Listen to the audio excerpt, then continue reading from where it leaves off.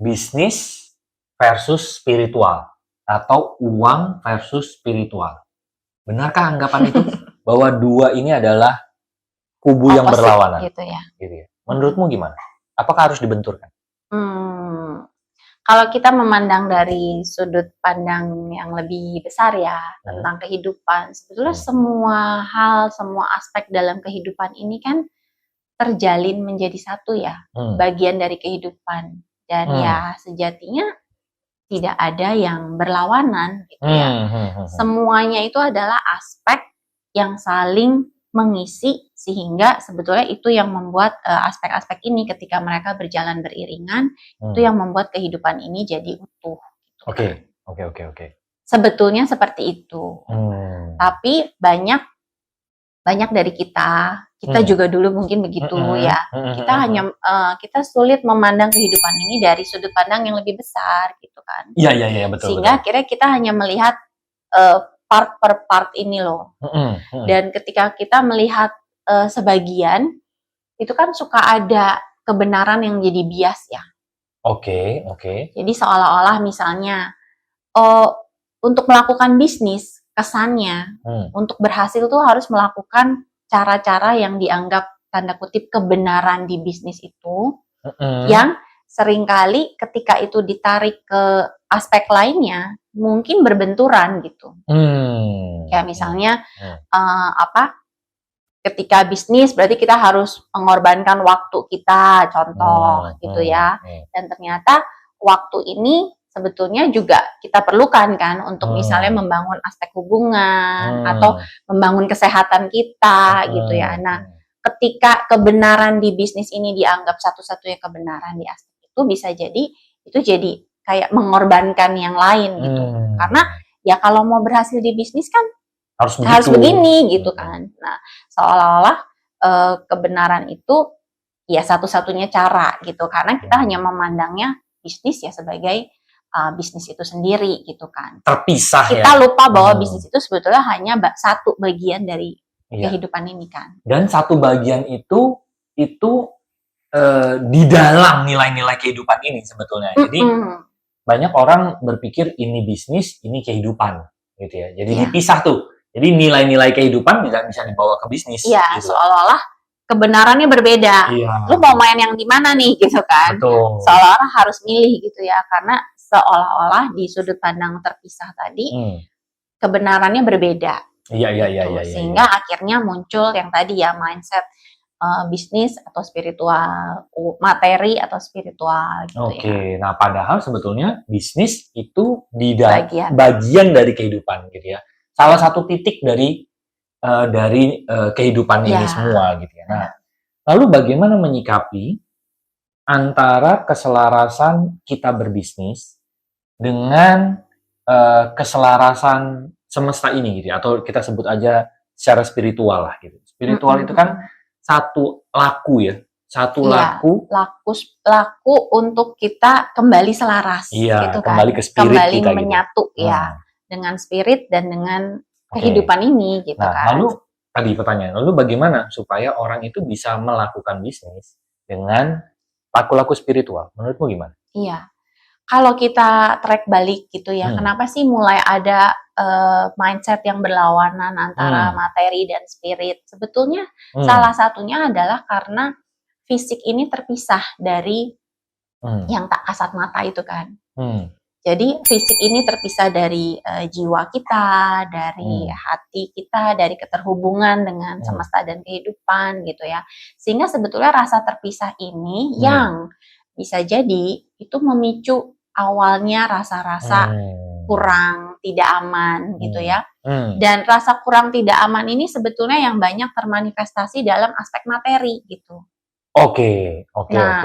Akhirnya salah satu cara yang dianggap berhasil di dunia materi adalah cara-cara kekurangan gitu. Cara-cara persaingan, cara-cara ya yang tadi gitu ya, pokoknya sikat aja gitu ya, menghalalkan segala cara, karena itu semua sebetulnya cara-cara yang berangkat dari rasa kekurangan. Dan sebetulnya rasa kekurangan ini karena terpisah dari semesta dan kehidupan, sehingga akhirnya kita melakukan bisnis dengan cara yang berbeda dari kebenaran semesta gitu kan. Jadi sebetulnya balik lagi, aspek apapun sebetulnya adalah arena kita untuk kembali merasakan keterhubungan dengan semesta, dengan kehidupan. Nah, sebetulnya ketika kita mulai merasakan lagi bahwa kita adalah bagian kehidupan, bisnis adalah bagian kehidupan, kita akan mulai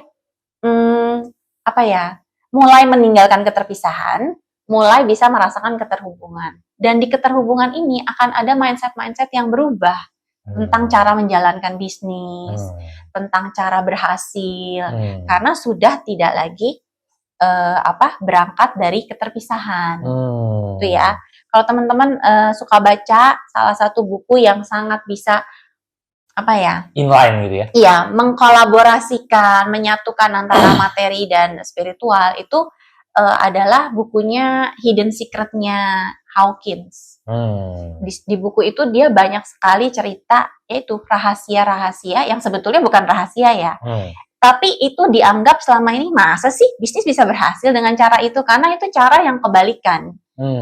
Cara yang tidak populer gitu ya. Dianggap tidak menguntungkan, tidak profitable secara materi.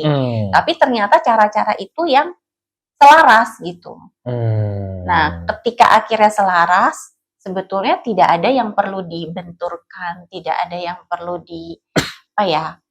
nggak ada kebenaran yang berlawanan gitu. Karena ujung-ujungnya balik lagi ke kebenaran cara kerja semesta ini gitu, termasuk juga bisnis.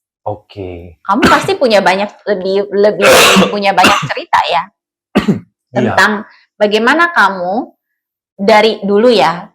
Dulu kan pasti pernah ya kamu menjalankan bisnis dengan mindset yang tadi materi versus spiritual.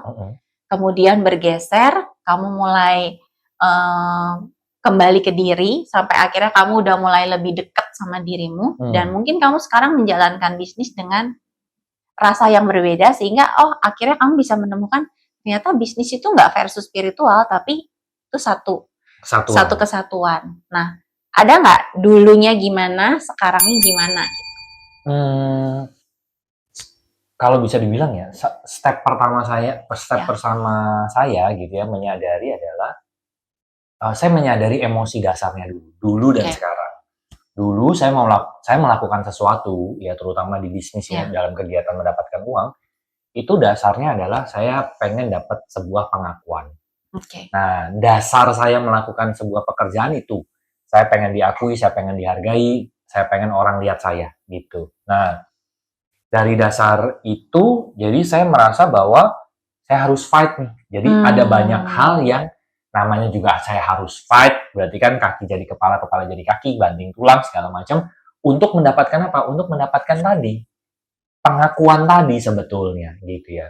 Nah, akhirnya lama-lama saya melihat bahwa kayaknya hidup nggak begini deh harusnya.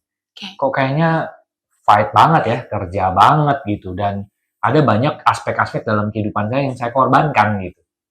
Nah, itu kan cara yang tidak selaras ya. Kayaknya saya mengalami hidup itu penderitaan banget gitu. Nah, akhirnya saya menyadari bahwa sebetulnya kita bisa mengerjakan bisnis itu berdasarkan ekspresi energi gitu.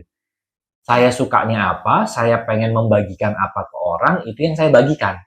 Nah, dasar rasanya udah berubah tuh. Yang tadinya saya pengen melakukan sesuatu karena pengen mendapatkan pengakuan, akhirnya berubah. Saya mau melakukan sesuatu karena saya suka memang melakukannya. Saya kayak tidak merasa kerja kok dalam melakukan hal ini gitu. Nah, jadi saya bisa merasakan ya, membayangkan perasaan saya. Dulu saya melakukan sesuatu itu terpaksa gitu ya. Kayaknya harus saya lakukan. Sekarang itu saya melakukannya dengan hati yang enteng aja gitu. Karena ngeflow aja ngelakuinnya yang memang saya harus ngelakuin itu gitu. Nah, jadinya apa? Jadinya adalah karena saya melakukan sesuatu yang sesuai dengan dorongan diri saya merasa saya tidak bekerja keras, hatinya enteng, kok materi yang didapetin jadi jauh lebih mudah ya gitu. Nah, jadi sesuatu yang bukan dibenturkan lagi gitu ya. kalau dulu saya harus melakukannya, entah saya suka atau tidak suka, jadi kesannya untuk dapat duit itu saya nggak bisa ngelakuin laku spiritual gitu ya. Kayaknya harus fight gitu ya. Nah sekarang berbeda gitu. Oh, bisa ya dengan cara yang ngeflow sesuai dengan dorongan diri kita, dan ternyata fasilitasnya salah satunya adalah materi, itu juga bisa didapatkan. Gitu. Nah perbedaan emosi dasar itu adalah step dasar, langkah pertama saya untuk berubah ya. Mengenali. Untuk mengenali. Dan sebetulnya kalau kita kembalikan ke yang tadi ya tentang keterpisahan dan keterhubungan, sebetulnya bisa dibilang mungkin ya, perasaan-perasaan yang dulu kamu rasakan itu sebagai salah satu bentuk keterpisahan ya. Iya, betul. Sehingga Ketidakpercayaan. ada rasa kosong, tidak percaya, Betul. kemudian merasa kita tuh berusaha sendiri gitu. Iya, betul. Nggak ada yang backup kita Betul, gitu, betul, sehingga betul. akhirnya muncul perasaan sulit dan harus berjuang itu ya. Betul. Tapi begitu kamu Selaras deket, gitu ya. Iya, dekat, betul. kita lebih merasa terhubung dan didukung, sehingga akhirnya muncul perasaan boleh tadi ya. Iya, betul. Oh ternyata betul. saya boleh ya Betul. melakukan hal-hal yang selaras. Betul. Dan ternyata realitanya gitu ya, ada banyak sumber daya yang mendukung saya untuk melakukan hal itu gitu ya. Dengan cara itu, dengan caramu. Iya, kenapa? Ya karena memang saya dimintanya ngelakuin itu gitu kan, nggak Bang Ada. Kayaknya semesta ini akan mendukung semua orang yang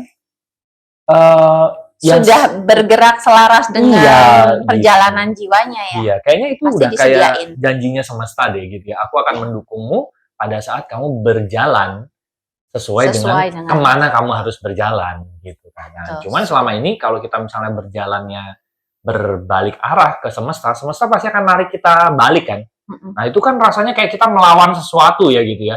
Betul. Kita lagi jalan ke utara, dimintanya jalannya ke selatan, ya ditarik-tarik terus lah gitu ya. Dan kalau dulu kita masih merasanya terpisah tadi kan kita akan menangkap itu sebagai, kok gue gak didukung ya. Iya, sebagai sebuah penyiksaan. Kenapa dicobai terus-menerus gitu ya. Padahal sebetulnya sebuah panggilan untuk kembali kan. Nah, buat teman-teman yang mungkin masih bingung terus panggilan saya apa ya gitu ya. Terus jalan yang selarasnya sebenarnya apa ya? Terus gimana ya supaya saya makin mengenali diri saya gitu ya.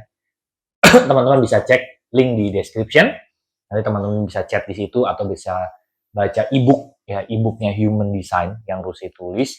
Cek aja di description, siapa tahu di situ ada informasi yang bermanfaat ya. Nanti kita ketemu lagi di episode mendatang atau kita ketemu lagi di webinar-webinar yang lompatan itu. Thank you.